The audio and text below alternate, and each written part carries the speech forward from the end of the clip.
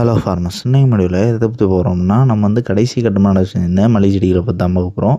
அதாவது நம்ம கடைசி கட்டமாக நாற்றுகள் வாங்கி ஒரு 100 மல்லிகை செடி நடவு செஞ்சுருந்தோம்.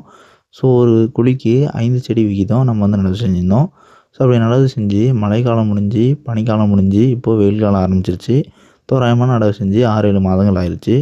ஸோ இந்த சூழலில் இப்போ நீங்கள் பார்த்தீங்கன்னா தெரியும், அந்த மல்லிகை செடிகள் எல்லாமே வெயில் காலம் ஆரம்பித்த உடனே இயற்கையாகவே மொட்டுகள் எல்லாமே எடுக்க ஆரம்பிச்சிச்சு. ஸோ பொதுவாக மல்லிகை செடிக்கு போதுமான வெப்பம் கிடைக்கக்கூடிய சூழலில் போதுமான உரச்சத்துக்களும் போதுமான தண்ணீரும் கிடைக்கும் பட்சத்தில் இந்த மாதிரி தான் மொட்டுகள் அதிக அளவில் எடுக்கும்.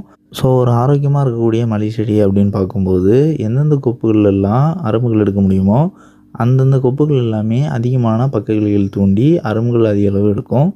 ஸோ இப்படி நடக்கும்போது எந்தெந்த கொப்புகள்லாம் தழுக்குதோ அந்த எல்லா கொப்புகள்லேயுமே மொட்டுகள் வைக்கும். ஸோ இது பூக்கள் பூக்கக்கூடிய சீசனில் நேச்சுரல்